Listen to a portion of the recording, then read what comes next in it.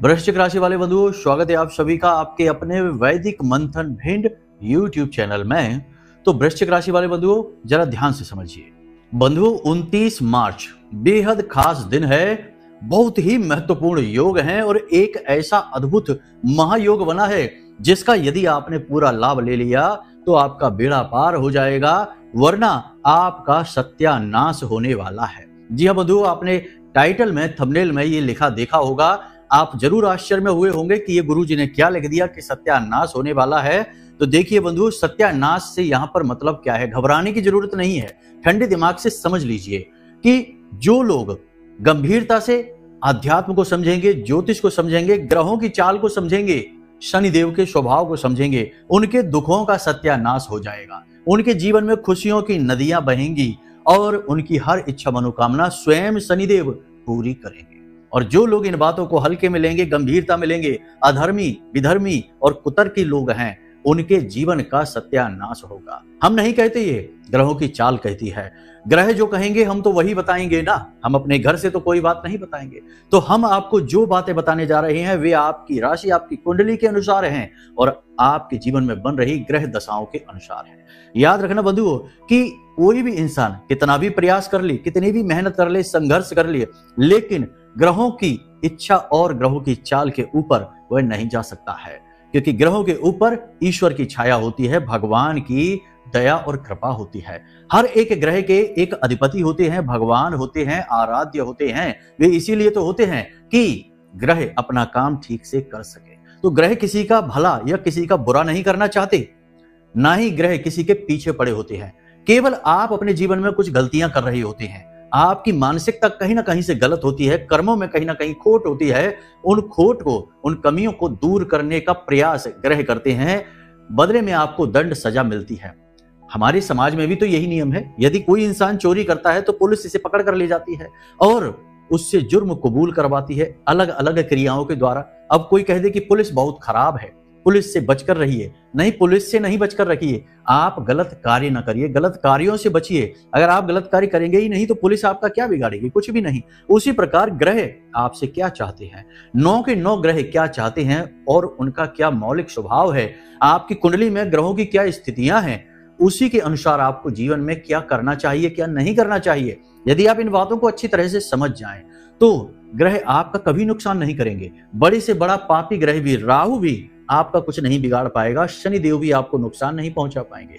बंधुओं, हम व्यक्तिगत तौर पर बहुत सारे ऐसे लोगों को जानते हैं, कम ही हैं ये लोग, बहुत ज्यादा नहीं है, जो शनि की साढ़े साथी में करोड़पति बन गए। जी हाँ बंधुओं, शनि की साढ़े साथी में उन्होंने अद्भुत तरक्की की है और कुछ लोग वहीं पर शनि की साढ़े साथी में बर्बाद हो जाते हैं। करोड़पति होंगे तो रोडपति बन जाएंगे, सड़क पर आ जाएंगे। ऐसा क्यों होता है? ग्रह अपने नियम के अनुसार चलते हैं। आपको ग्रहों के नियम और उनकी विचारधारा को समझना होगा। आपके अनुसार ग्रह नहीं चलेंगे। आप कहते रहिए कि ये ग्रह खराब हो, ग्रह कोई खराब नहीं होता। तो बंधुओं, ये सारी बातें हम आपको कठोर शब्दों से इसीलिए समझाने का प्रयास करते हैं क्योंकि आजकल समाज में बहुत भयंकर नकारात्मकता फैली हुई है। खास तौर से हमारे हिंदू धर्म और हमारी हिंदू विचारधारा, सनातनी विचारधारा के खिलाफ हर एक प्रकार से एजेंडा चलाए जा रहे हैं। लोग तरह तरह की उल्टी सीधी व्यभिचारी बातें समाज में फैलाकर उल्टे सीधे सोशल मीडिया प्लेटफॉर्म के जरिए हमें बरगलाने की कोशिश करते हैं, हमें हमारे ही भगवान, हमारे ही धर्म, हमारी ही विद्याओं के खिलाफ करने की कोशिश करते हैं। उल्टी सीधी कुतर्की बातें। कुछ बेचारे सीधे साधे हमारे भाई बंधु इन बातों में आकर अपना आपा खो देते हैं और अपने ही अंदर खोट देखने लगते हैं, अपनी ही विद्याओं कलाओं को झूठ समझने लगते हैं। तो ऐसे लोगों के लिए हमारे शब्द कठोर होते हैं, इसलिए टाइटल इस तरीके के देने पड़ते हैं ताकि आप यहाँ आए, इन कार्यक्रमों को देखें और इन कार्यक्रमों में बताई जाने वाली शुद्ध ज्ञान को अपने जीवन में उतारना शुरू करें। केवल ज्योतिष का नहीं है, धर्म का नहीं है, यहाँ जीवन का ज्ञान दिया जाता है, सकारात्मकता का ज्ञान दिया जाता है, महामाई की कृपा आप तक पहुंचाई जाती है। हजारों लाखों लोगों ने हमारे कार्यक्रमों को देखकर बताए जाने वाले उपायों को करके अपने जीवन से दुखों को दूर किया है, महामाई की कृपा प्राप्त की है। आपकी भी बारी अब है। बंधुओं, 29 मार्च एक विशेष मुहूर्त, विशेष समय है। बहुत सारी विशेषताएं हैं इसमें। पहली विशेषता कि शनिदेव का गोचर होने जा रहा है लंबे समय के बाद, ठीक है, 2.5 वर्षों के बाद। 30 वर्षों के बाद शनिदेव मीन राशि में जाने वाले हैं, ठीक है, पहली चीज ये। दूसरी, शनिवार का ही दिन है, तीसरा अमावस का दिन है, चौथा सूर्य, शनि, राहु, बुध, शुक्र, यानी सारे दिग्गज बड़े बड़े ग्रह एक ही राशि में विराजमान होने वाले हैं, मीन राशि में। जी हाँ बंधुओं, अब आपकी राशि, आपकी कुंडली पर इसका क्या प्रभाव रहने वाला है। एक बात हम आपको और बता दें कि आपकी चाहे कैसी भी स्थिति हो, अच्छी हो बुरी हो, इस दिन के बाद स्थिति में परिवर्तन, झटका तो अवश्य लगेगा ही लगेगा। आप लिख कर रख लेना ये बात बंधुओं। तो आज के इस कार्यक्रम में हम आपको बताने वाले हैं 29 मार्च से पहले आपको कौन कौन सी उपाय और क्रियाएं करने चाहिए, जिससे आपको न केवल शनिदेव बल्कि अन्य ग्रहों की भी पूर्ण कृपा और आशीर्वाद प्राप्त होनी शुरू हो जाए। छोटे छोटे कार्य हैं, छोटी छोटी क्रियाएं हैं जो हम आपको बताएंगे। पिछले कई कार्यक्रमों में भी आपको बताई हैं, लेकिन आज की ये क्रियाएं विशेष हैं, बहुत ही सूक्ष्म हैं और बहुत ही शक्तिशाली हैं। इन क्रियाओं को आपको जानना बहुत जरूरी है। फिर हम आपको बताएंगे 29 मार्च के दिन बहुत ही शक्तिशाली 3 क्रियाओं के विषय में। इन क्रियाओं को यदि आपने कर लिया तो आपका उद्धार निश्चित है। आप खुद हमें फोन करके कहेंगे कि गुरुजी कमाल ही हो गया जीवन में, ऐसी अद्भुत तरक्की हो रही है कि आनंद ही आ गया जीवन में। जी हाँ बंधु, ग्रहों में बहुत शक्ति होती है। तो बस आज के इस कार्यक्रम को आपको अंत तक देखना है। पूरे कार्यक्रम को देखेंगे और अंत में बताई जाने वाली इन 3 बड़ी क्रियाओं को जो 29 मार्च के दिन होंगी, उन्हें जरूर देख लेना, क्योंकि आगे पता नहीं इस प्रकार के कार्यक्रम बनेंगे या नहीं बनेंगे। तो आज का यह कार्यक्रम बेहद महत्वपूर्ण है, आपका पूर्ण मार्गदर्शन करने वाला है, क्योंकि एक बार यह समय और काल निकल गया तो फिर 30 वर्षों के बाद ही फिर से शनिदेव आएंगे इसी राशि में, लेकिन पता नहीं तब शनिदेव इस राशि में आएंगे तो इस प्रकार की मुहूर्त, समय और काल बनेंगे कि नहीं, ग्रहों का ऐसा शानदार योग बनेगा कि नहीं। जी हाँ बंधुओं, 6 ग्रहों का योग फिर बनेगा कि नहीं। तो ये जीवन को बदल देने वाला, जीवन में एक बार बनने वाला योग है, इसका पूरा लाभ उठाना ही पड़ेगा आपको। तो ध्यान से समझना है। सूर्य, शनि, चंद्रमा, बुध और शुक्र, जी हाँ बंधुओं, 5 ग्रहों का यह बहुत ही शक्तिशाली योग बना हुआ है। इसका लाभ आप कैसे उठा पाएंगे, कार्यक्रम को आगे देखेंगे, अच्छी तरह से समझ जाएंगे। तो चलिए बंधुओं, अपने इस कार्यक्रम को शुरू करते हैं। महामाई को याद करते हुए, माता रानी को याद करते हुए कमेंट बॉक्स में पूरे भक्ति भाव के साथ लिख डालिए, जय मां भद्रकाली कृपा करो। महामाई आपके ऊपर निश्चित कृपा करेंगी, हमें पूर्ण विश्वास है। तो चलिए बंधुओं, अपने मूल विषय को शुरू करते हैं। प्यारे मित्रों, हमारे अत्यंत प्रिय और परम पूज्य अमिताचार्य जी के पास माँ बगलामुखी और माँ भद्रकाली की साधनाओं का वर्षों का अनुभव है और माता रानी की इनके ऊपर पूर्ण कृपा और सिद्धि है। आचार्य जी ने अपने सटीक कुंडली विश्लेषण और श्रेष्ठतम उपायों के माध्यम से हजारों लोगों के जीवन को खुशियों से भरा है। आचार्य जी का कुंडली विश्लेषण और उपाय करवाने का तरीका इतना अद्भुत है कि जीवन के हर एक दुख और कष्ट का कारण जड़ से ही समाप्त हो जाता है। फिर समस्या चाहे जैसी भी हो, कर्जा बहुत बढ़ गया हो, व्यापार चल नहीं रहा हो, बीमारियों में आप बर्बाद हो चुके हो, रिश्तों में प्रेम समाप्त हो चुका हो, या फिर नौकरी ही ना मिल रही हो, विवाह में देरी होती हो, कैसी भी समस्या हो, इन समस्याओं का कारण क्या है, कौन सी महादशा परेशान कर रही है, कौन सा दोष लगा हुआ है, सब कुछ आचार्य जी इतना सटीक बताते हैं कि वर्षों वर्ष के दुख कुछ ही दिनों में समाप्त हो जाते हैं। अगर आपके जीवन में भी कोई ऐसी संकट की घड़ी है तो यही सही समय है जब आप पूज्य आचार्य जी के हाथों से अपनी कुंडली का विश्लेषण करवाएं और वर्षों से चल रहे दुखों और संकटों के इस चक्र से बाहर निकल जाएं। प्यारे मित्रों, अभी वीडियो में दिए गए नंबरों पर फोन करिए और अपनी कुंडली का श्रेष्ठतम आकलन करवा डालिए। जिंदगी बदलने का ये सबसे बड़ा मौका हाथ से मत जाने दीजिएगा।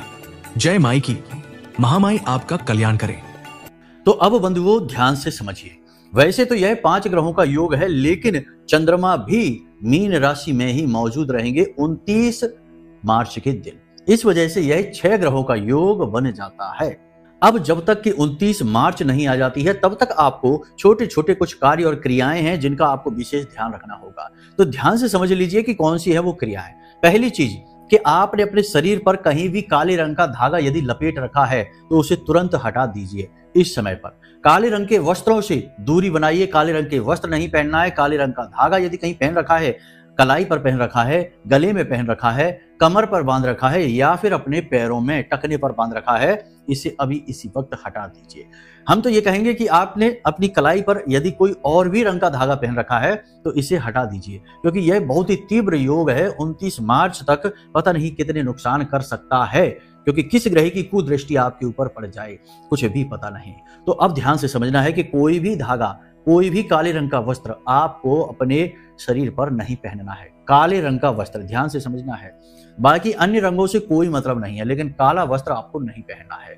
दूसरा यह है कि कोई भी वाहन आदि खरीदना नहीं है, किराए पर लेना नहीं है और अपना स्वयं का वाहन ही चलाना है, किसी और का वाहन चलाना नहीं है। तीसरा कि रुपए पैसे का लेन देन आपको नहीं करना है, भूल से भी किसी को उधार पैसे नहीं देने हैं। साथ ही साथ किसी से कर्जा भी नहीं लेना है। अत्यंत आवश्यकता हो, जब जान पर ही बनी हो तो ही कर्जा लेना, वरना कर्जा लेने के बारे में नहीं सोचना। इसी के साथ साथ सबसे महत्वपूर्ण, किसी भी काम धंधे व्यापार की शुरुआत आप मत कर लेना इस समय में, यानी 29 मार्च से पहले पहले। उसके बाद क्या करना है यह हम आपको बाद में बताएंगे, लेकिन फिलहाल अभी ये विशेष बात है, इसे आप समझिए 29 मार्च तक। अब कुछ छोटी छोटी सी बातें हैं जिन्हें और ध्यान में रखना। जितना हो सके उतना सात्विक रहना, प्रतिदिन मंदिर जाना और मंदिर में जाकर प्रतिदिन दान पात्र में कुछ ना कुछ अंश दान अवश्य करना। आप चाहे 5 रुपए दान करिए, 10 रुपए दान करिए, आपकी इच्छा और सामर्थ्य है, लेकिन दान अवश्य करना है। ये नियम आप बना लीजिए 29 मार्च तक के लिए। बहुत ही महत्वपूर्ण बातें हैं बंधुओं, इतनी बारीकी से छोटी छोटी बातें कोई आपको बताएगा नहीं। हम आपको बता रहे हैं क्योंकि हमने ये बहुत देखा है जीवन में कि छोटी छोटी बातें जिन्हें लोग अक्सर अनदेखी कर जाते हैं, उन्हीं बातों के बड़े परिणाम हासिल होती हैं और लोगों को पता ही नहीं चलता कि वो किस बात की वजह से परेशान चल रही है, गलती क्या है, क्योंकि लोगों का ध्यान हमेशा बड़ी बड़ी बातों, बड़े बड़े उपाय और क्रियाओं की तरफ ही रहता है। अब एक सबसे महत्वपूर्ण बात कि अपने पिता और अपनी माँ की सेवा आपको अवश्य करनी है। जी हाँ बंधु, 100% करनी है। आपकी राशि के जातकों के लिए यह बहुत ही महत्वपूर्ण है कि आप अपने माता पिता की सेवा कम से कम 29 मार्च तक तो करें ही करें। सेवा से मतलब यह नहीं कि उनके जाकर सीधे पैर ही दबाने लगना है, उनके पास बैठना है, उनकी बातें सुननी है, उनसे सलाह मशवरा लेना है, चर्चाएं करनी है अच्छी अच्छी, और हो सके तो अपने पिता और माता को किसी प्रकार का कोई उपहार 29 मार्च से पहले पहले आप अवश्य दे दें। आपके पिता सूर्य हैं और माता आपकी चंद्रमा है, और सूर्य और चंद्र ही सबसे अग्रणी ग्रह हैं। सूर्य ग्रह माला का राजा कहा जाता है और आपके पिता सूर्य का सूचक हैं, तो इन्हें प्रसन्न अवश्य कर लीजिए। छोटी छोटी सी और बातें हैं। शमी का पौधा आपके घर में होना ही नहीं चाहिए।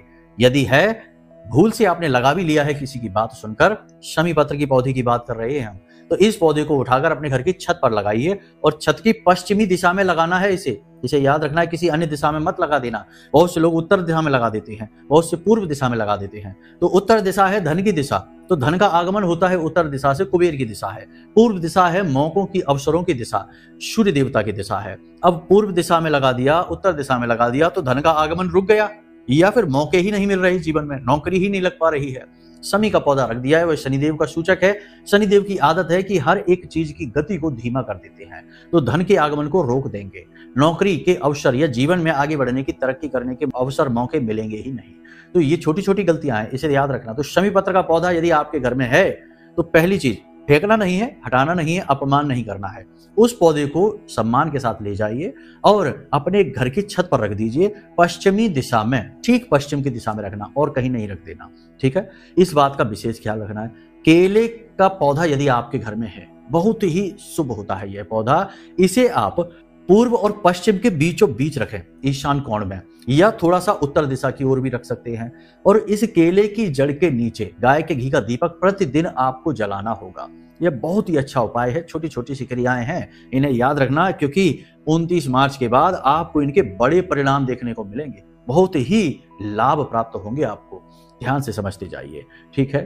अब एक और खास बात कि 29 मार्च तक अपने घर की पश्चिमी दीवार के पास, पूजा घर आपका होगा, पूजा घर का जो पश्चिमी दीवार है, ये पश्चिमी दिशा है, वहां पर एक सरसों के तेल का दीपक रात्रि के समय अवश्य जला दें।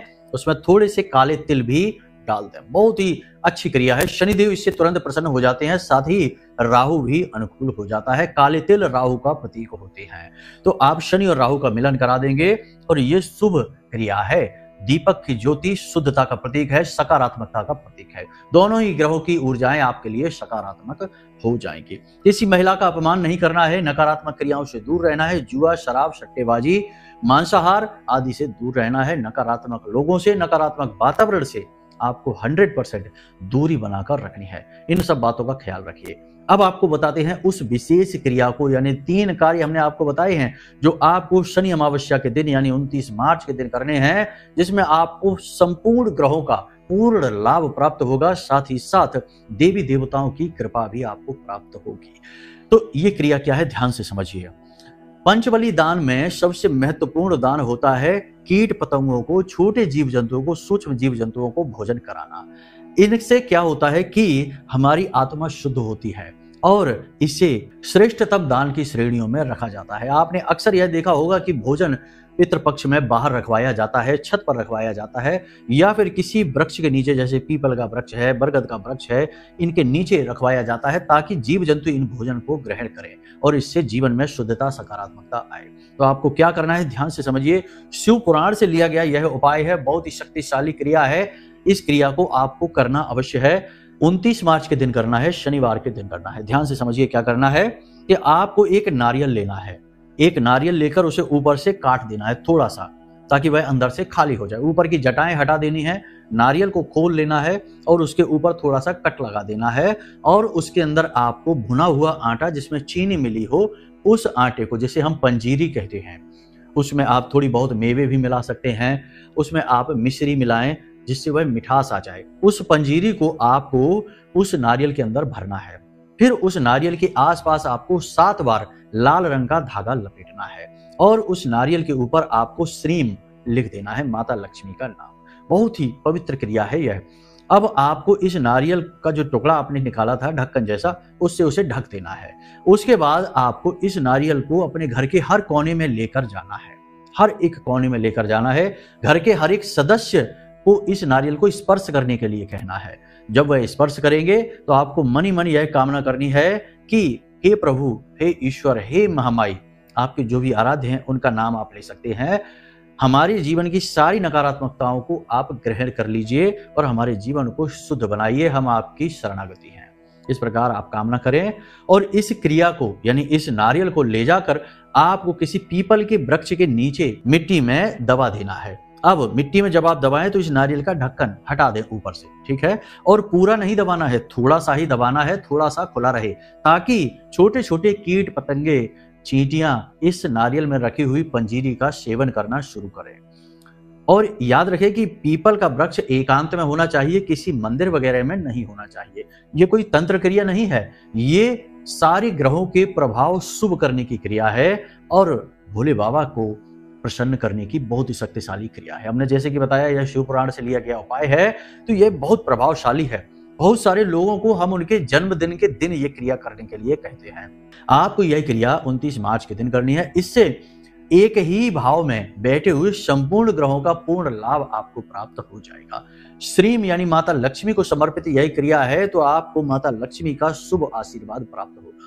आप समझिए कि उस नारियल में रखी हुई पंजीरी को खाने में कितने कीट पतंगे लगेंगे। हजारों चींटियां, हजारों जीव जंतु उस नारियल के रखे हुए भाग को खाएंगे और उनका शुभ आशीर्वाद, उनकी आत्मा तृप्त होगी, उनका शुभ आशीर्वाद आपको प्राप्त होगा। याद रखना कि शरीर चाहे बेशक अलग अलग हो, लेकिन आत्मा हर एक जीव जंतु की एक ही है, ईश्वर तत्व है, ईश्वर से निकली है, ईश्वर में ही विलीन हो जाएगी उस परम तत्व में। तो आत्मा तो सबकी एक ही है, तो चाहे आत्मा किसी की भी संतुष्ट हो, तृप्त हो, पुण्य तो उतना ही मिलेगा। तो आप इस क्रिया को अवश्य कर लें।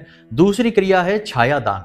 शनिवार का दिन है, रात्रि के समय आपको शनिदेव के मंदिर में जाना है। शनिदेव का यदि मंदिर में मूर्ति स्वरूप है तो उस मंदिर में नहीं जाना है, शिला स्वरूप है तो ही जाना है। और यदि मूर्ति स्वरूप मंदिर ही आसपास है, शिला स्वरूप मंदिर आपके आसपास कहीं है नहीं, तो आप पीपल के वृक्ष के नीचे चले जाएंगे और वहां पर जाकर आप पीपल के वृक्ष को शनिदेव का स्वरूप मान लीजिए और रात्रि के समय करनी है ये क्रिया। याद रखना 9 बजे के आसपास किसी मंदिर में पीपल का वृक्ष होगा, उसी पीपल के वृक्ष के नीचे जाना है। ये जो क्रिया है ये रात्रि में होनी है, वो नारियल वाली क्रिया वो सुबह दिन में होनी है 12 बजे के आसपास, ठीक है, और ये क्रिया रात्रि में 9 बजे के आसपास।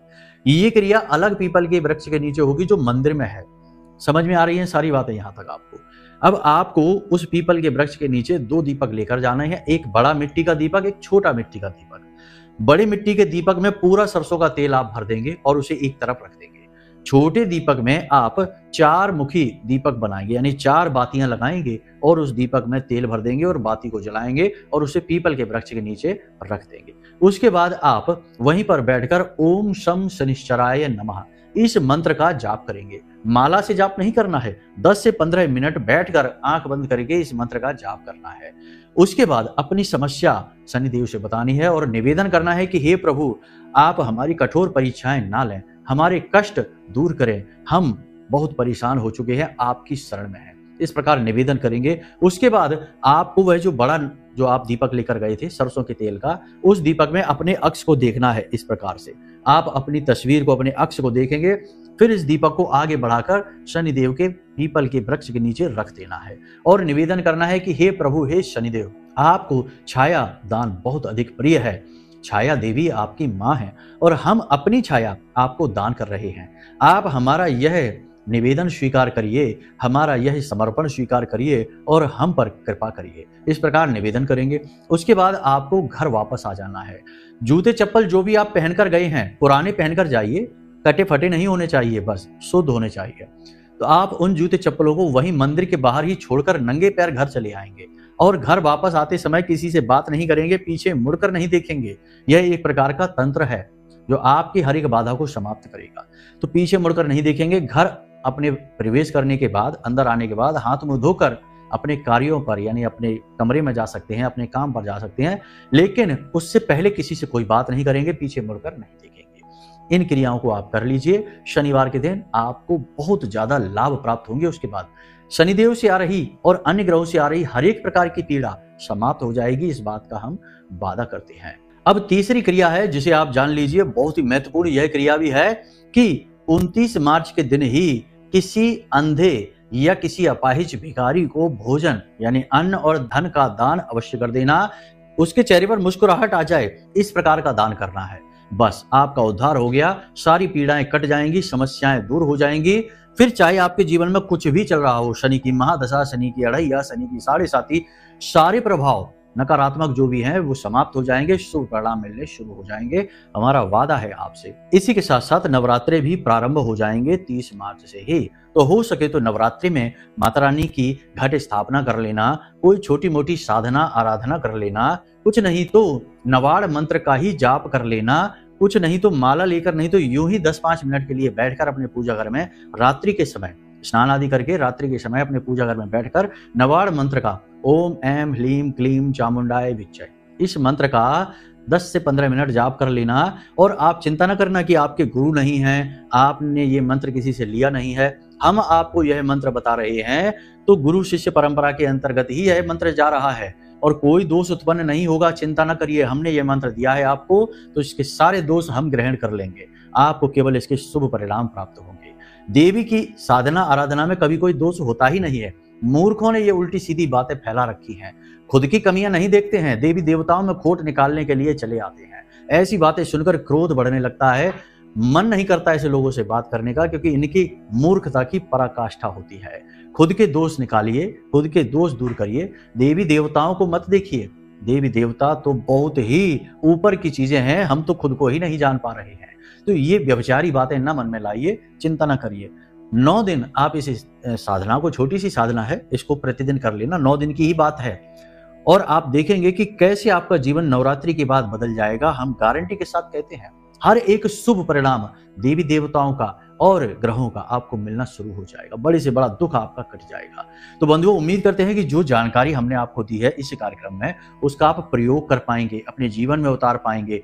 और हम गारंटी के साथ कहते हैं कि जो बातें हमने आपको बताई हैं, इनमें से यदि आधी बातें भी आपने अपने जीवन में उतार ली तो आपके अंदर अगले 10 से 15 दिनों में जो चमत्कारी परिवर्तन आएंगे, आप खुद भी आश्चर्य में पड़ जाएंगे कि क्या हम वही इंसान हैं जो पहले थे। इतना चरित्र में परिवर्तन, स्वभाव में परिवर्तन, जीवन में परिवर्तन और दुनिया को देखने के नजरिए में परिवर्तन आ जाएगा। बस तो बंधुओं, आज के इस कार्यक्रम को यहीं विराम देते हैं। अब यदि कोई प्रश्न मन में उठे, कुंडली विश्लेषण कराना है या फिर नवरात्रि में होने वाले महाअनुष्ठान 9 दिन के संपूर्ण अनुष्ठान में भाग लेना है, तो उसके लिए वीडियो में नंबर दे रखे हैं, इन नंबरों पर फोन करिए, सारी जानकारी आपको प्राप्त हो जाएगी। तो आज की कार्यक्रम को यहीं विराम देते हैं। हमेशा हंसते रहिए, मुस्कुराते रहिए, सकारात्मक रहिए और महामाई पर अपनी आस्था और विश्वास बनाकर रखिए, क्योंकि आपका उद्धार तो वहीं से होना है। तो प्रेम से बोलिए जय माई की। महामाई आपका कल्याण करेंगी। धन्यवाद। हमारे प्रिय और परम पूज्य आचार्य जी ने अपनी साधनाओं के अनुभवों पर आधारित शक्तिशाली उपाय और क्रियाओं के माध्यम से हजारों लोगों के जीवन को पूरी तरह से बदला है। आचार्य जी के द्वारा बताया गया हर एक उपाय इतना सटीक और कारगर होता है कि जो भी इसे पूरे भाव के साथ कर लेता है उसे साक्षात महामाई की कृपा और आशीर्वाद प्राप्त हो जाती है। इसलिए निसंकोच इन उपायों को पूरे भाव के साथ करिए, आपका कल्याण होगा। जय माई की।